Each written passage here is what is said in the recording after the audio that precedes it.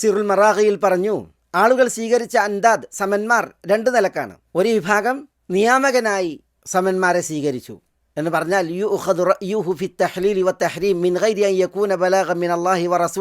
അള്ളാഹുവിൽ നിന്നോ റസൂൽ സല്ലല്ലാഹു അലൈഹി വസല്ലം തങ്ങളിൽ നിന്നോ ഉള്ള എത്തിക്കലല്ലാതെ തഹ്ലീൽ തഹ്രീം ഹലാലാക്കൽ ഹറാമാക്കൽ വിഷയത്തിൽ ആരാധ്യന്മാരുടെ അഭിപ്രായം സ്വീകരിച്ചുകൊണ്ട് അള്ളാഹുവിന് സമന്മാരെ സ്വീകരിച്ചവർ ആളുകളിലുണ്ട്. വേദക്കാർക്ക് സംഭവിച്ചതുപോലെ വേദക്കാർ അവരിലെ പുരോഹിതന്മാരെയും അവരിലെ പണ്ഡിതന്മാരെയും എങ്ങനെയാണ് റബ്ബുകളാക്കിയത്?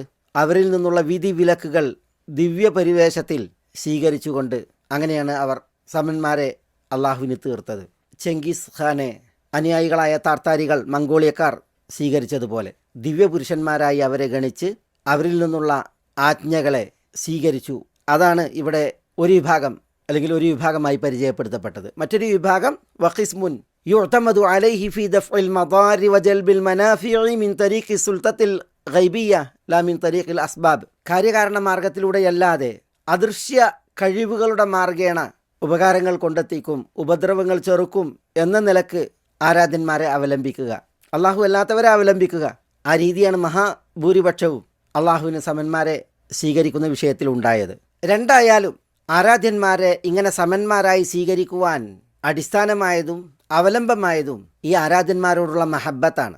അതുകൊണ്ടാണ് അള്ളാഹുവോടൊപ്പം അല്ലെങ്കിൽ അള്ളാഹുവെ കൂടാതെ ആരാധ്യന്മാരെ സമന്മാരായി സ്വീകരിച്ചവർ ജനങ്ങളിലുണ്ട് എന്ന് പറഞ്ഞ് അള്ളാഹു സുബ്ഹാനഹു വ തആല ഏത് വിഷയത്തിലാണ് ആ സമന്മാരെ സ്വീകരിച്ചത് എന്നത് അനുബന്ധം പറഞ്ഞത്. അത് ഫിൽ മഹബ്ബ, മഹബത്തിൻ്റെ വിഷയത്തിലാണ്. അള്ളാഹു സുബ്ഹാനഹു വ തആല പ്രയോഗിച്ചത് യുഹിബ്ബൂനഹും കഹുബ്ബില്ലാഹ്. അവർ ആരാധ്യന്മാരെ സമന്മാരെ ഇഷ്ടപ്പെടുന്നു അള്ളാഹുവെ ഇഷ്ടപ്പെടുന്നത് പോലെ. അള്ളാഹുവെ ഇഷ്ടപ്പെടുന്നത് പോലെ ആരാധ്യന്മാരെ അവർ ഇഷ്ടപ്പെടുന്നു എന്ന് പറയുമ്പോൾ ഇവിടെ കഹുബ്ബില്ല കാഫു തശ്ബീഹ് എന്ന് പറയും. അത് നൗഇൻ്റെയും അതേപോലെ കൈഫിയത്തിൻ്റെയും വിഷയത്തിൽ എന്നാണ്.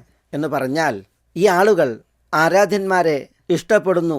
ഏത് തരം ഇഷ്ടം? അതാണ് ഹുബ്ബു ഇബാദ, ആരാധനയാകുന്ന ഇഷ്ടം. ഇഷ്ടങ്ങൾ, സ്നേഹങ്ങൾ പല നിലക്കുണ്ട്, പല വകുപ്പുകളിലുണ്ട്. പലതിനോടും ഇഷ്ടം വരുന്ന വിഷയമുണ്ട്. നമുക്ക് ഇൻഷാ അല്ലാഹ് വഴിയേ അതിൽ വിശദീകരണം വരും. ആരാധനാപൂർവ്വമുള്ള ഇഷ്ടം, സ്നേഹം, അത് എങ്ങനെ? ഖുവ്വതൻ വശിദ്ദതൻ, അതിൻ്റെ തീവ്രതയിലും അതിൻ്റെ ഊക്കിലും. അള്ളാഹുവെ സ്നേഹിക്കുന്നത് പോലെയുള്ള തീവ്രമായ സ്നേഹം, ശക്തമായ സ്നേഹം എന്നുള്ളതാണ്. പലരും ആരാധ്യന്മാരെ സ്നേഹിക്കുന്നത് അതിൻ്റെ ഊക്ക് നോക്കിയാൽ, തീവ്രത നോക്കിയാൽ അള്ളാഹുവോടുള്ള സ്നേഹത്തേക്കാൾ ഊക്കിലും തീവ്രതയിലുമാണ് എന്നതും ഇവിടെ ഞെട്ടിക്കുന്ന ഒരു യാഥാർത്ഥ്യമാണ്.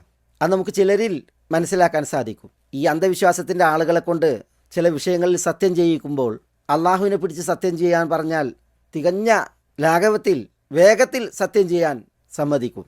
എന്നാൽ അള്ളാഹു അല്ലാത്തവരുടെ പേരിൽ, നേർച്ചക്കാരുടെ പേരിൽ, ഖബറാളിയുടെ പേരിലൊക്കെ സത്യം ചെയ്യാൻ പറഞ്ഞാൽ അതിൽ പേടിക്കുന്ന, അതിന് വിസമ്മതിക്കുന്ന ആളുകളെ കാണാൻ സാധിക്കും. ഇത്തരം ആളുകളെ സംബന്ധിച്ചിടത്തോളം അവർക്ക് ആരോടാണ് സ്നേഹം കൂടുതൽ? അള്ളാഹു അല്ലാത്ത ഇത്തരം ഖബറാളികളോടും പുണ്യാളരോടുമാണ് എന്നത് നന്നേ പ്രകടമാണ്.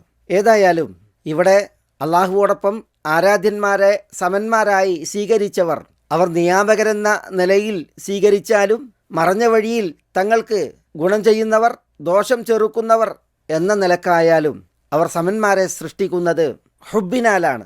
ആരാധനാ ഭാവത്തിലുള്ള ഹുബിൽ ശക്തമായ തീവ്രമായ നിലക്കുള്ള